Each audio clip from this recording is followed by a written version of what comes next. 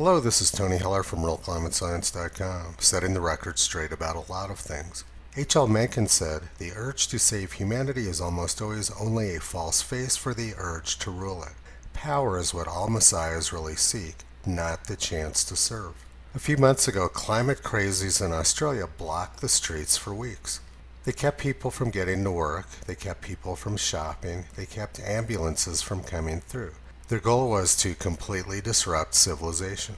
This was allowed to go on by government for weeks because it was said that they were exercising their legitimate and inalienable right to protest. And a few months later, government gave the protesters exactly what they were asking for. Everything was shut down and people were denied the right to work. This woman in Sydney was protesting the fact that she was not being allowed to work and earn a living to feed her child. Despite the fact that she was holding a peaceful protest and was not doing anything to disrupt other people, the police showed up, arrested her, and traumatized her child. Suddenly, the inalienable human right to protest no longer existed. So let's ask the question, why did government allow the climate protesters to shut down everything in an incredibly disruptive protest for weeks, but not allow this woman to make a single peaceful protest? The answer is simple. The climate protesters wanted to give the government more power, and by contrast, this woman was protesting what she believed to be government overreach. This woman wasn't a threat to public health or safety. All she wanted to do was feed her child. But she was a threat to government power and control. This is exactly what H.L. Mencken was saying. Leftists aren't saving the world from an invisible greenhouse gas molecule. What they're doing is seeking power. Now let's come across the ocean to the United States. 3 weeks ago, this Dallas salon owner was arrested for trying to feed her kids. The activist leftist judge sentenced her to a large fine and jail time. Trying to earn an honest living to feed your family became a crime in both Australia and parts of the United States. The right to protest and life, liberty, and the pursuit of happiness suddenly became illegal. Leftists pretty much described anyone who violated the rules of tyranny as being mass murderers. A few days ago, one of my best friends was physically assaulted by another customer in a Colorado supermarket. His crime was not wearing a mask. There was no mask rule in the supermarket, but this customer took it on himself to save the world. To their credit, Whole Foods Market caught the whole thing on tape and offered to file charges against the perpetrator of the assault. Leftists in Colorado have taken it on themselves to save the world from an evil virus and make sure that everybody obeys their rules. But then suddenly, the next day, everything changed. The left suddenly had a new excuse to shut down cities and destroy civilization, and social distancing rules no longer mattered.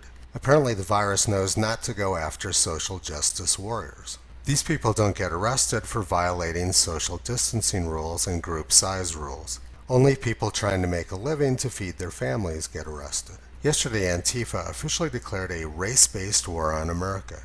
Somehow, the virus and social distancing no longer mattered.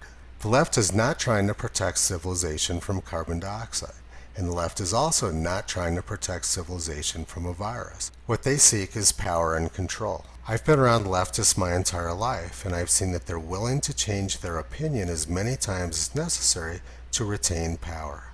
When I moved to Boulder, Colorado 25 years ago, lots of people had "Question Authority" bumper stickers on their cars. But a huge shift happened after Barack Obama was elected.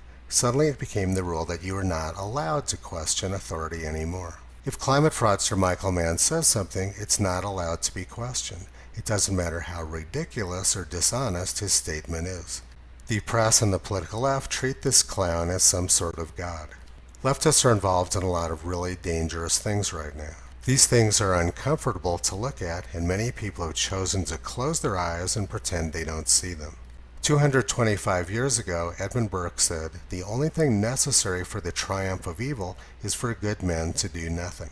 And history shows us that's exactly what's happened every time evil has won. Good men felt uncomfortable and chose to look away. A long time ago, I made a decision that if information I was receiving made me feel uncomfortable, I would not run away from it. Rather, I would take a look at it closely and try to understand exactly why it was making me feel uncomfortable. Being unafraid is the only way to get to the truth and stop the spread of evil. Over the past 12 years, my pursuit of truth has been extremely costly. But that's a decision I voluntarily and happily made because I'm determined to do whatever I can to stop the spread of evil. I couldn't live with myself if I didn't feel like I was doing the right thing. Come join me and Toto at realclimatescience.com. We've been pulling back the curtain on junk science and propaganda for a long time.